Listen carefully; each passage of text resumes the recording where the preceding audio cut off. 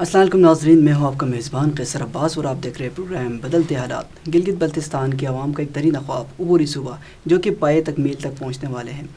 آج اسی سلسلے میں بات کرنے کے لیے ہمارے ساتھ موجود ہے معاون خصوصی وزیر اعلیٰ گلگت بلتستان جناب الیاس صدیقی صاحب۔ سر، آپ کو بہت شکریہ، آپ پروگرام میں تشریف لائیں۔ سر، عبوری صوبہ بننے والے گلگت بلتستان اور جوں منزل سے قریب ہوتے جا رہے تمام پارٹیز جو مختلف پارٹیز ہے، اور اسپیشلی امجد ایڈوکیٹ صاحب کا میں نے انٹرویو بھی کیا تو ان کا یہ کہنا تھا کہ پیپلز پارٹی کے منشور کو اور پیپلز پارٹی کے منشور کو دوسرے پارٹیوں نے قبول کیا ہے، یعنی پی ٹی آئی والے یا دوسرے نون لیگ، مجلس وحدت، دوسرے پارٹیز کے منشور میں نہیں تھے یہ چیز کہ عبوری صوبہ بنائے گلگت بلتستان کو۔ تو آپ کیا کہیں گے اس حوالے سے؟ یہ عبوری صوبہ بنانے والی کمٹمنٹ پی ٹی آئی کی نہیں تھی، نون کی نہیں تھی، کسی اور ادارے کی نہیں تھی، یہ صرف پیپلز پارٹی کی تھی۔ سر صاحب، اس حوالے سے گزارش یہ ہے کہ یہ بعض لوگ ایسے ہیں جن کو ایک عادت سی ہوتی ہے کہ جو بھی بندہ جو کام کرتا ہے اس کا کریڈٹ لینے کے چکر میں ہوتے ہیں۔ یہاں گلگت ریجن کے اندر ایسے لوگوں کے بارے میں بڑا مشہور ہے، شنا میں کہتے ہیں ان کو شکو خان۔ تو امجد ایڈوکیٹ صاحب جو ہیں وہ آپ لاسٹ ٹائم، ہاں ان کو آپ ایک کریڈٹ جو آپ دے سکتے ہیں وہ یہ ہے کہ یہ جو 1 سال تک یہ صوبہ ڈیلے ہوا اس میں امجد ایڈوکیٹ کا بڑا رول ہے، چونکہ یہ صوبہ آپ کو الیکشن سے پہلے ملنے جا رہا تھا تو یہی امجد ایڈوکیٹ صاحبان تھے جو الیکشن کے ہارنے کے خوف سے یہاں آ کے اپنے مرکزی جو قائدین ہیں ان کے پاؤں پڑ کے انہوں نے 1 سال تک اس کو ڈیلے کروائے۔ رہی بات یہ جو ابھی عبوری صوبہ جو بالکل منزل کے قریب ہے، اس کے پیچھے 74 سالوں کا ایک جدوجہد ہے۔ آپ اس جدوجہد کو آپ اٹھا کے دیکھیں تو کہیں پہ پیپلز پارٹی کا کوئی رول نہیں ہے۔ اس کا آغاز جو صوبے کے حوالے سے باضابطہ ہوا وہ 1991 میں نوید سحر کنونشن جو کہ امامیہ اسٹوڈنٹس آرگنائزیشن والوں نے وہاں گلگت میں منعقد کروایا، اور گلگت کے تاریخ کا سب سے بڑا کنونشن تھا۔ اس کنونشن میں پاکستان بھر سے سیاسی لوگ، قانون دان اور ایون جسٹس صاحبان جو ہے وہ مدعو کیے گئے۔ اس میں غالباً جسٹس نسیم حسن شاہ سپریم کورٹ کا چیف جسٹس تھا، وہ بھی خود تو نہیں پہنچ سکا موسم کی خرابی کی وجہ سے، لیکن ٹیلی فونک اس نے وہاں پہ خطاب کی۔ اس کے بعد مسلسل چونکہ 1994 کا جو الیکشن ہوا تب ہم بھی تحریک اسلامی میں ہوا کرتے تھے، تو تحریک اسلامی کا یہی نعرہ تھا گلگت بلتستان کا آئینی حقوق کے حوالے سے ترقی کا بس ایک منصوبہ، 5واں صوبہ۔ اور اس کے بعد آپ کو یاد ہوگا کہ 2015 کے جو الیکشن وہاں پہ ہوئے اس میں MWM کے جو ہمارے سربراہ ہیں محترم جناب راجہ ناصر عباس صاحب، انہوں نے وہاں آ کے ایک بہت بڑے جلسے سے خطاب کرتے ہوئے اس زمانے میں جو وفاق میں حکومت تھی مسلم لیگ نون کی، ان کو یہ آفر کیا تھا کہ آپ گلگت بلتستان کا آئینی مسئلہ حل کر دیں، ہم یک طرفہ الیکشن میں ہم آپ کو سپورٹ کریں گے۔ اس کے بعد یہ 2020 کے جو الیکشنز ہوئے اس میں راجہ ناصر عباس جو ہیں ان کا بنیادی جو پی ٹی آئی کے ساتھ جو الائنس انہوں نے کی، اس کا پہلا جو نقطہ، پہلا جو ایجنڈا تھا وہی تھا، جو شرط راجہ ناصر عباس صاحب نے رکھا تھا یہی تھا کہ گلگت بلتستان کو آپ آئینی حقوق دے دیں۔ پیپلز پارٹی کا ان 74 سالوں کے اندر جو ہے گلگت بلتستان کے حوالے سے کہیں کوئی ریکارڈ پہ ایسی بات نہیں ہے کہ انہوں نے پراپر انداز میں کوئی صوبے کا ڈیمانڈ کیا ہو۔ اب وہ ڈیمانڈ جو ہے اس لیے بھی نہیں کر سکتے تھے چونکہ یہ کوئی چھوٹی جماعت تو نہیں ہے کہ ملک کے اندر ان کی 3 بار حکومت رہی ہے، ان 3 باریوں میں انہوں نے گلگت بلتستان کا صوبہ کیوں نہیں بنایا؟ اس وقت بھی بنا سکتے تھے۔ تو اب چونکہ ان کی ایک عادت سے پڑی ہوئی ہے کہ جو بھی کام کرتا ہے یہ اپنے لیے کریڈٹ لینے کے چکر میں یہ شکو خان والا کردار ادا کر رہے ہیں، تو اس میں کسی حوالے سے کوئی حقیقت نہیں ہے۔ یہ جو اس وقت آپ کو آئینی حقوق مل رہے ہیں اس کا بنیادی جو کریڈٹ جو ڈیمانڈ رہا ہے وہاں پہ مذہبی جماعتوں کا ڈیمانڈ رہا ہے، اور اس میں سر فہرست جو ہے وہ MWM رہی ہے، اور اس کے بعد جس حکومت نے یہ ڈیمانڈ جو ہے اس کو ایڈریس کیا وہ PTI کو کریڈٹ جاتا ہے۔ اس میں کریڈٹ جناب وزیر اعظم پاکستان عمران خان کو جاتا ہے، وزیر اعلیٰ گلگت بلتستان جناب خالد خورشید کو جاتا ہے، جس نے ایک بڑے دل کا مظاہرہ کرتے ہوئے اپنا جو ٹنور جو ہے اس کو بھی قربان کرنے کا اعلان کیا ہے۔ اچھا سر، آپ کی جو ڈپارٹمنٹ ہے منرلز اور معدنیات کی ہے، تو گزشتہ ہفتے احتجاجی مظاہرات ہوئے نصیر آباد ہنزہ کی عوام سراپا احتجاج سے، تو یہ کیوں یہ لوگ سراپا احتجاج سے، کیا وجہ تھی آخر؟ وہاں پہ دیکھیں کچھ پہلی بات تو یہ ہے کہ وہ جو لیز ایوارڈ ہوا ہے وہ ہمارا دور کا ایوارڈ شدہ لیز نہیں ہے، یہ 2004 کا ہے۔ تب سے وہاں کی مقامی کمیونٹی اور وہاں کا جو لیز آنر ہے میمن دادا، ان کے بیچ میں ایک تنازع چل رہا ہے۔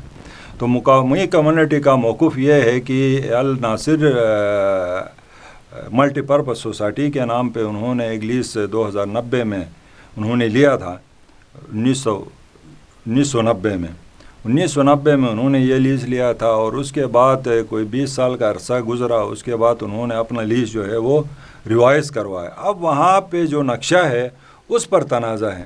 ان کا موقف ہے کہ جہاں میمن دادا جو ہے جس کے نام ڈپارٹمنٹ کہہ رہا ہے کہ یہ علاقہ میمن دادا کا ہے، وہاں ان کا موقف ہے کہ یہ ایریا ہمارا ہے، یہ ایک تنازع چل رہا ہے۔ تو انشاءاللہ اس حوالے سے وہاں کے مقامی کمیونٹی کے ساتھ ہماری بات چیت ہوئی ہے، تو اس پہ ہم کوئی کمیشن بنا رہے ہیں، اور انشاءاللہ اس میں ان کا مسئلہ جو ہے وہ سموتھلی حل ہوگا۔ ابھی احتجاج ختم ہو گیا؟ ابھی احتجاج ختم ہے۔ اچھا، ماشاءاللہ سے آپ ابھی دبئی جا رہے ہیں، پہلے بھی آپ کے وزراء وہاں پہ جاتے رہے، تو کیا پیش رفت ہوگی؟ آپ وزراء کے ساتھ جا رہے ہیں اور معاون خصوصی بھی ہے، تو اس سے گلگت بلتستان کو کیا فائدہ ہوگا؟ اب دیکھیں جی، دبئی میں جو ایک ایکسپو اس وقت چل رہا ہے اس میں دنیا آئی ہوئی ہے۔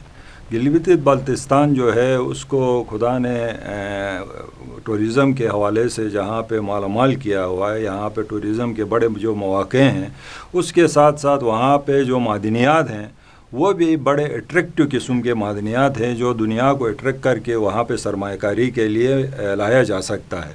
تو انشاءاللہ دبئی جو ایکسپو ہے اس میں ہم گلگت بلتستان کے اندر جو معدنیات ہیں اس کو پراپر طریقے سے دنیا کے سامنے ہم پیش کریں گے، اور امید ہے کہ دنیا سے بڑے لوگ جو ہیں وہاں پہ سرمایہ کاری کریں گے۔ اچھا، پھر ہم آتے ہیں عبوری صوبے کے حوالے سے۔ آپ کے قائد راجہ ناصر صاحب، انہوں نے پریس کانفرنس بھی کیا پہلے کہ اگر گلگت بلتستان کے عوام کو عبوری صوبہ بنایا جائے تو ہم الیکشن سے دستبردار ہو جائیں گے، میں نے اس طرح سے انہوں نے 2015 تو آپ دوسرے جو قائدین پارٹیوں کے ان کو کیا میسیج دینا چاہیں گے اس پہ؟ نہیں، اس میں دیکھیں دیگر جو خصوصاً ہمارے مین سٹریم جو وہاں پولیٹیکل پارٹیز ہیں، جس میں مسلم لیگ نون اور پیپلز پارٹی ہے، یہ تین باریاں لے چکے ہیں۔ ان 3 باریوں میں انہوں نے گلگت بلتستان کا جو درینہ ہمارا مطالبہ تھا اس کو ایڈریس نہیں کیا۔ اب کوئی حق نہیں پہنچتا ہے کہ جب معاملات طے ہو چکے ہیں، یہاں پہ جو حکمراں اتحاد ہے اس کی جدوجہد کے ساتھ، حکومتی اتحاد میں MWM اور PTI ہیں، تو ان کے جدوجہد رنگ لے کے آیا ہے، اور ان قریب جو ہے صوبہ باقاعدہ انوس ہونے والا ہے، تو اس میں ان کی کوئی کنٹریبیوشن ہے نہیں۔ یہ آپ انگلی کٹا کے شہیدوں میں شامل ہونے کے چکر میں شور شرابہ کر کے یہ تاثر دینا چاہتے ہیں کہ یہ آئینی صوبہ ہمارا جو ہے جد و جہد سے بنا ہے، جبکہ انہوں نے اپنے 3 باریوں میں اس علاقے کو جو ہے مایوس کیا ہوا ہے۔ تو ان کا نعرہ بھی یہی ہے، حق حاکمیت اور ملکیت کا تابع صوبے کی طرف آگے۔ نہیں، حق حاکمیت اور ملکیت جو ہے یہ ایک الیکشن سلوگن تھا، نعرہ تھا صرف۔ ہاں، آپ ہسٹری آپ اٹھا کے دیکھیں، اور خود امجد ایڈوکیٹ صاحب اس حق حاکمیت اور ملکیت کا خالق تھا، انہوں نے اپنے طور پہ کہا کہ حق حاکمیت سے میں وڈرا کرتا ہوں۔ پچھلے سال باقاعدہ کسی میڈیا شو جو ہے اس میں اس نے میڈیا میں آ کے کہا کہ اس سے میں ڈرا کرتا ہوں اور حق کے ملکیت کے لیے میں جدوجہد کروں گا۔ اب اس کو کون سمجھائے؟ حق ملکیت جو وہاں کے لوگوں سے سلف کیا ہے وہ تو پیپلز پارٹی والوں نے کیا۔ 1974 میں بھٹو صاحب نے وہاں کا اسٹیٹ سبجیکٹ رول جو ہے اس کو ختم کیا، اور ایک خاص منصوبہ بندی کے تحت وہاں کی ڈیموگرافی جو ہے اس کو چینج کی، اور اب اس کے پارٹی سے تعلق رکھنے والا بندہ اس کے منشور کے بالکل برعکس بات کرتا ہے۔ وہاں کی چونکہ عوامی پیرامیٹر ایسا ہے کہ اس کو کیش کروانے کے لیے یہ نعرہ لگاتا ہے۔ اچھا، آپ فلی طور پر کس کے سر یہ سجے گا کہ گلگت بلتستان کو پورے صوبہ بنانا، آپ کس کو کریڈٹ دینا چاہیں گے؟ اس میں ظاہر ہے دیکھیں اس کا بنیادی جو ڈیمانڈ رہا ہے وہاں پہ یہ ڈیمانڈ تب جب ہم MWM بنی نہیں تھی اور ہم سب لوگ جو ہیں وہ تحریک اسلامی میں تھے، تو اس وقت ہمارا یہی نعرہ تھا ترقی کا بس ایک منصوبہ، 5واں صوبہ 5واں صوبہ، اور اس کے بعد مسلسل ہماری جدوجہد رہی ہے۔ MWM بننے کے بعد مسلسل پاکستان بھر میں جہاں جہاں ڈی چوک کے اتحاد ڈی چوک پہ جو احتجاج ہو رہا تھا اس میں بھی یہی ڈیمانڈ تھا، تو اس میں زیادہ تر کریڈٹ جانا چاہیے MWM کو۔ اس لیے کہ ان کا جہد مسلسل رہا ہے، اور ہمارے قائد جو راجہ ناصر عباس صاحب ہیں انہوں نے ہر فورم پہ وہاں کے آئینی حقوق کے حوالے سے بات کی ہے۔ اچھا، ہم سوشل میڈیا پر آج کل دیکھ رہے ہیں کہ عبوری صوبے بننے کی جو خوشی ہے، ایک طبقے اگر اس پہ خوشی منا رہے تو ٹرینڈز ہم دیکھ رہے ہیں کہ لوگ اس چیز سے ناخوش ہم بھی نظر آتے ہیں، کہتے ہیں کہ ٹیکس لگائے جائیں گے ہمارے اوپر، ہم اس سے کیا فائدہ ہوگا۔ تو آپ سامعین کے لیے بتائیں، ہمارے جو اس وقت ناظرین سن رہے ہیں ان کے لیے بتائیں کہ کیا اس سے دیکھیں جی، اس میں ٹیکس کا جو ایشو ہے نا، اس میں ہمارے لوگ ذرا کنفیوز ہیں۔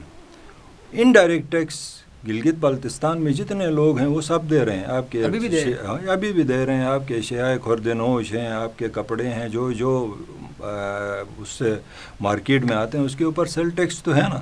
باقی جہاں تک ڈائریکٹ ٹیکس کا سوال ہے، اس میں بھی یہ جو عبوری صوبے کا جو معاہدہ ہو رہا ہے اس کے اندر یہ شیورٹی دی گئی ہے کہ کوئی ٹیکس وہاں پہ نہیں لگے گا۔ NCP گاڑیاں جس انداز پہ اب چل رہی ہیں اسی طریقے سے چلیں گے، اور اس کے ساتھ جو سبسڈی کا ایشو ہے، وہاں کے لوگوں کو گندم پہ جو سبسڈی مل رہی ہے وہ بھی برقرار رہے گی۔ اب یہ سبسڈی جو ہے وہ کوئی آئین کے اندر اگر آپ آ بھی جاتے ہیں تو سبسڈی آپ سے ختم نہیں کیا جا سکتا۔ آپ کے یہ جو سیٹل 3-4 صوبے جو ہیں ان میں کیا سبسڈی نہیں دی جا رہی ہے؟ یہاں آپ کے میٹرو جو یہاں چل رہا ہے اس کے اوپر سبسڈی ہے، اس کے علاوہ ایگریکلچر پہ سبسڈی ہے، بعض دفعہ بجلی پہ سبسڈی دیتے ہیں، تو سبسڈی کا تعلق آئین سے نہیں ہے۔ اچھا، بعض اسمبلی اراکین اور وزراء ناراض ہیں اس حوالے سے، کیا ان کے درمیان ہے اتفاق رائے سے سب چاہتے ہیں کہ عبوری صوبہ بنے؟ نہیں، یہ ناراض نہیں ہیں، یہ سوشل میڈیا کے اندر باتیں چل رہی ہیں۔ حکومت کے جتنے اراکین ہیں وہ ایک ہی پیج پہ ہیں، وزیر اعلیٰ کے ساتھ سارے متفق ہیں۔ صرف یہ جزویات کے حوالے سے، جیسے ابھی آپ نے سوال ریز کیا کہ سبسڈی کا کیا ہوگا، وہاں پہ ٹیکسز کا کیا ہوگا، وہاں جو NCP کا سلسلہ چل رہا ہے اس کا کیا ہوگا، یہی سوالات تھیں، باقی کوئی جو ہے ناراض نہیں ہے۔ یہ باہر سوشل میڈیا میں پھیلائی ہوئی بات ہے، سب اپنے وزارت قربان کرنے کے لیے تیار ہے اگر الیکشن ہو جائے۔ بالکل ایسا ہی، چونکہ وہ اپنا اظہار کر چکے ہیں۔ خود وزیر اعلیٰ گلگت بلتستان جو ہے کئی بار جو ہے انہوں نے تقریروں میں اور انٹرویوز میں اس نے اس چیز کا اعادہ کیا ہوا ہے کہ اگر ہمارا 74 سال کا آئینی جو مسئلہ ہے، چونکہ وہاں کے لوگ، ہم جو بھی سیاست وہاں پہ کر رہے ہیں وہ انہی ایشوز کے اوپر 74 سالوں سے ہماری ایک نسل تو گزر گئی، اب دوسری نسل بھی آخری کی سٹیج پہ جو ہے وہ بھی یہی ڈیمانڈ کرتے کرتے اپنا سیاسی کیریئر جو ہے وہ اس کا تقریباً اینڈ کر رہے ہیں کہ ہمیں آئینی حقوق دو۔ وہ حقوق اگر اب مل جائیں تو ہم اسی کے لیے تو سیاست کرتے ہیں۔ سیاست کر رہے ہیں، بالکل۔ بہت شکریہ الیاس صدیقی صاحب نے ہمیں خصوصی اپنے جو ہے مصروفیات میں سے، ان کے بہت ساری مصروفیات ہوتے وقت نکال کے تشریف لائیں، اور ہم شکریہ بھی ادا کرتے ہیں۔ اور اگلے پروگرام کے لیے مجھے دیجیے اجازت، اللہ حافظ۔